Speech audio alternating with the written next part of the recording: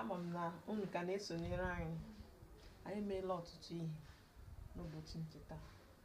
Anyị ka nọkwa na isiokwu bụ iji mkpụrụ abịdị Igbo emebe mkpụrụ okwu. Anyị emeela ọtụtụ ihe. Anyị nọ na kwi. Kwi bụ otu n'ime mgbochi ume gbara mkpị nke e nwere. Ama m unu ka ga-echeta mgbochi ume ndị gbara mkpị na ngwara unu na ha dị 9. So kwi bụ otu n'ime ha. Ngwanụ ka anyị lee anya n'ugbo ode anyị hụ ọmụmatụ ndị anyị ji mkpụrụ abịdị kwi mmepụta. Kwi na e na rị na e bụ gịnị? Kwere, kwere, accept. Ọ gị si believe, believe,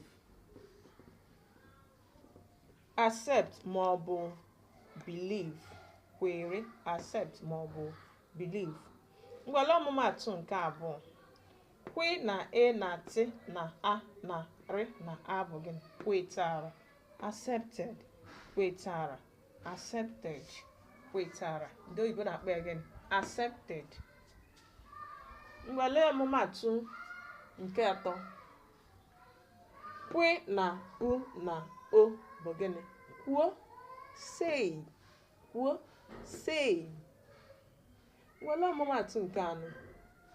Kwi na o na rị na o bụ gịnị? Kwi na u na rị na u bụ gịnị? Kwuru, said, kwuru. Ndị oyibo na-akpọ ya said.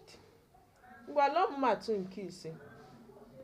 Kwi na o na ọ bụ gịnị? Kwụọ, pay, kwụọ. Ndị oyibo na-akpọ ya pay. Ngwala ọmụmatụ nke isii. Kwi na o na rị na o bụ gịnị? Kwụrụ, paid, kwụrụ, paid. Mgbe ile anya na ọmụmatụ nke ise, kwụọ, pay, ndị oyibo na-akpọ ya pay, kwụrụ, paid, ị ga-ahụ na kwụọ bụ tense ndị n'ihu ma kwụrụ bụ tense ndị n'azụ. N'oyibo a ga-asị kwụọ is the present tense while kwụrụ bụ past tense, that is past tense of pay. Mana asụsụ Igbo, kwụọ na kwụrụ.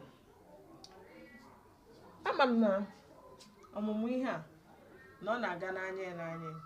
Ama m na ị na-esonyere anyị nke ọma. Ama m na ihe anyị na-eme na-aga n'anya. M chọrọ ka ịgwa m na comment section otu ihe a ọmụmụ ihe anyị na-amụ, otu isi ahụta ya, ka inyekwa aka ahụ